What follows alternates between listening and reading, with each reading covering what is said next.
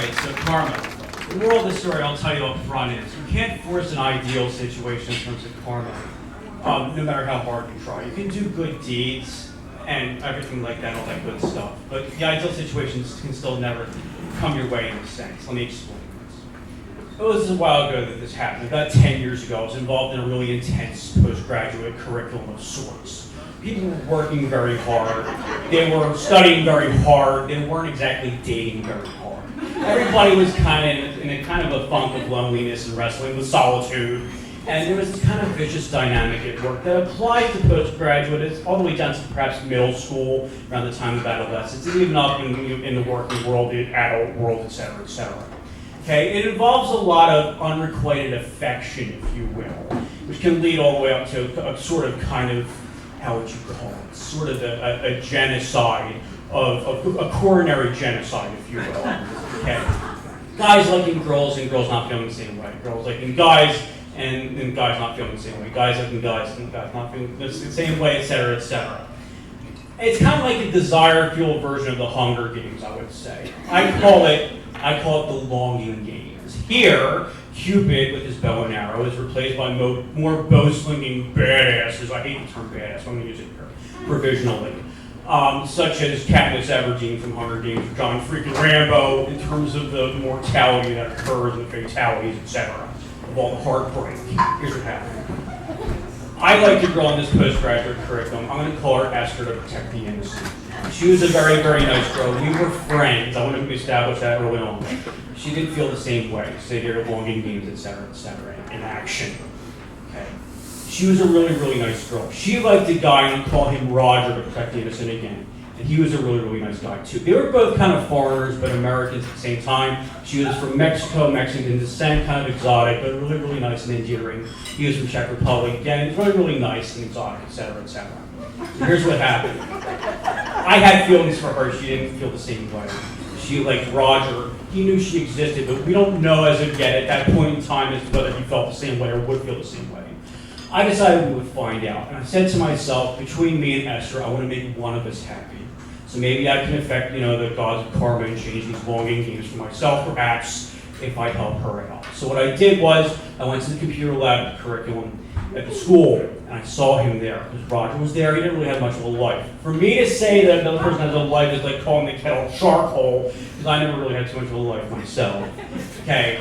But I saw him there. I wanted to try to help things out between him and Esther, possibly, potentially.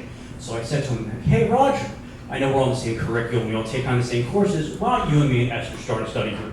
He's like, well, that might be a nice idea, whatever. So that didn't exactly go over. So then I was like, hey, Roger, you play tennis. I play tennis too. Esther plays, we get around. Why don't we play Canadian doubles sometime? So I know you're a big shot with that. You're an undergraduate. You're a big star. You can teach us a thing or two. He's like, maybe, whatever, someday. That didn't work. So I decided, you know what, like, F it. I said, you know what, Esther and I and a friend of ours are going to go to the movie tonight. Why don't you come with us? So that was going to happen, too. And he was like, sure. So I was like really, really proud of myself. I got this to go. I felt like I was almost kidnapping him. It's kind of like that scene from Christmas Vacation, if you've seen that. When Cousin Eddie, who's Randy Quaid, he kidnaps the boss and takes him to Clark Griswold's house, Chevy Chase's house. Because Chevy says he liked to see him with a big red bow and tell him what he thinks of him, although it's a little bit more crudely expressed than that in the film.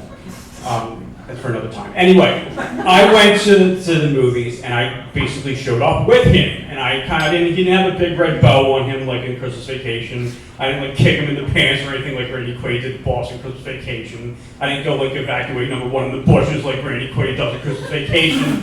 But I still felt like Cousin Eddie, Merry Christmas. Because I just brought him with me and I kidnapped him.